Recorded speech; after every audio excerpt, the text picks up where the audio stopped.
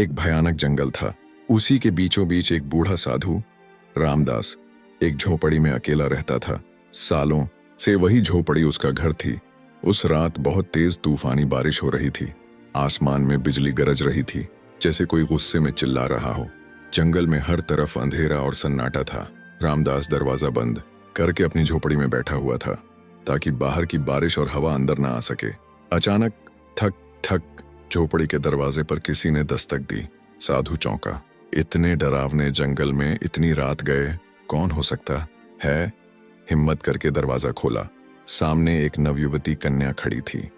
बारिश में उसके कपड़े पूरी तरह भीग चुके थे। हर लकीर, हर शेप साफ नजर आ रही थी। वो खूबसूरत थी और डरी हुई भी। साधु ने पूछा, ए कन्या, तू कौन है? इतनी रात इस जंगल में तू यहाँ क्या कर रही है? लड़की कांपते हुए बोली, बाबा जी, मैं पास वाले कांवराज नगर की रहने वाली हूँ। मेरा नाम अनीता है। मैं बहुत डरी हुई हूँ। उसकी आवाज थरथर आ रही थी।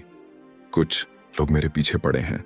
वो मुझे मारना चाहते हैं, मेरी इज्जत लूटना चाहते हैं। मैंने अपनी जान बचाकर यहाँ तक भाग के आई हूँ। कृपया मुझे बचा लीजिए। रामदास ने उसे अंदर बुला लिया। उसके लिए चटाई बिछाई और दिया जलाया। झोपड़ी में अब सिर्फ दिए की हल्की रोशनी थी और बाहर तूफान की आवाज। अनीता की आंखों में डर था। वो कांप रही थी। उसने कहना शुरू किया, मैं राजा विक्रम सिंह की बेटी हूं। मेरे माता पिता अब इस दुनिया में नहीं हैं। उनके जाने के बाद लोगों की नजर मेरी खूबसूरती पर टिक गई। वो मुझे छूना चाहते हैं, मेरा शरीर अपवित्र करना चाहते हैं। साधु रामदास उसकी बातें चुपचाप सुनता रहा। उसे लग रहा था कि ये लड़की कुछ और भी छुपा रही है। क्या उसका यहां आना सिर्फ इत्तेफाक है? बाहर तूफान बढ़ता जा रहा था। झोपड़ी के अंदर सिर्फ दो लोग थे, एक बूढ़ा साधु और एक जवान कन्या। कुछ देर बाद अनीता बोली, बाबा, मैं बहुत डरी हुई हूं। क्या आज की रात आप मुझे यहां रहने देंगे? रामदास ने उसकी तरफ देखा। उसकी आंखों में मासूमियत और डर दोनों थे। बूढ़े बाबा ने कहा, हाँ बेटी, आज रात तुम यहीं रहो। ये झोपड़ी तुम्हारी भी है। अनीता चटाई पर लेट गई। साधु रामदास उसे देख रहा था। वो खुद को रोक रहा था, मगर उसके मन में कुछ चल रहा था, कुछ अजीब, कोई हलचल, कोई बेचैनी। सालों से सोए हुए जज्बात आज रात अचानक जाग उठे थे। रामदास के दिल में एक अजीब सी हलचल मची हुई थी। जवानी का जोश और प्यार की एक अनजानी दुनिया, सब कुछ उसकी आंखों के सामने घूमने लगा। वो मन ही मन सोच रहा था, ये रात कैसे कटेगी? मैं खुद को कैसे रोकूंगा? उसने आंखें बंद करके सोने की कोशिश की, पर नींद आंखों से कोसों दूर थी।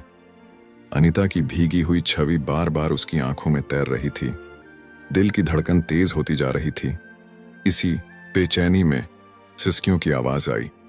रामदास चौंक गया। वो झटपट उठा और अनीता के पास गया। देखा कि वो लड़की रो रही थी। उसने नरम लहजे में पूछा, ए अनीता, क्या हुआ? तुम क्यों रो रही हो? लड़की ने कपकपाते हुए जवाब दिया, मेरे साथ कुछ ऐसा हुआ है जो मैं किसी को नहीं बता सकती। रामदास की आंखों में हैरानी थी। ऐसी क्या बात है जो मुझसे भी नहीं कह सकती? कौन सा राज है जो छुपा रही हो? अनीता की आवाज और धीमी हो गई। मैं कोई अच्छी लड़की नहीं हूं बाबा। मैं बहुत प्यास से भरी हूं। मैं भटकी हुई हूं। और फिर उसने वो बात कह दी जिससे रामदास का खून सूख गया। मैं एक आम लड़की नहीं हूं, मैं एक भटकी हुई आत्मा हूं। रामदास का शरीर कांपने लगा। उसके पैरों तले जमीन खिसक गई। आत्मा? ये क्या कह रही हो तुम? मैं कैसे मानूं ये सब? अनीता ने नीचे देखना शुरू किया और फिर धीरे धीरे अपनी कहानी बताई। बहुत समय पहले मैं रानी राधा थी। एक आदमी था अर्जुन। वो मुझसे शादी करना चाहता था, पर मैं उससे प्यार नहीं करती थी। उसने मुझे पाने के लिए काला जादू किया। मैं उसके जाल में फंस गई और वो जबरदस्ती मुझसे शादी कर बैठा, लेकिन मैं कभी उसकी नहीं हुई। उसने जब पहली रात मेरी इज्जत छीननी चाही, मैंने उसे रोक दिया। वो गुस्से में पागल हो गया और एक रात उसने मुझे मार डाला। मरते वक्त उसने कहा, तेरी आत्मा तब तक मुक्त नहीं होगी जब तक तू किसी पवित्र इंसान या साधु के साथ हम बिस्तर ना हो जाए। और बाबा, मैं तभी से जंगल में भटक रही हूं। ये सुनते ही रामदास का दिल और तेज धड़कने लगा। अनिता ने उसका हाथ पकड़ा। मैं झूठ नहीं बोल रही बाबा। अगर तुम आज रात मेरे साथ नहीं सोए तो मैं हमेशा के लिए इस जंगल में भटकती रहूंगी। उसके नरम हाथ रामदास के शरीर को छूने लगे। साधु का मन और तन दोनों हिलने लगे। मगर तभी बाहर से एक भयानक आवाज आई, जैसे कोई और भी वहां था। रामदास झट से उठा और झोपड़ी से बाहर भागा। बाहर घुप अंधेरा था। उसने पलटकर झोपड़ी की ओर देखा। अनिता चुपचाप खड़ी थी। अचानक एक काला साया उसके सामने आया। आवाज गूंजने लगी, मैं वही हूं जिसने इस लड़की को तेरे पास भेजा है।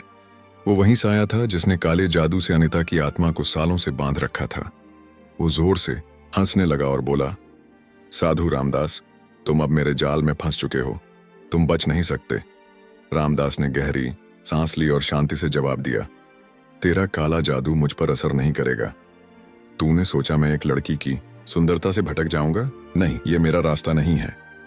ये सुनकर अनिता की नजरें नीचे झुक गईं। उसकी आंखों में शर्म थी।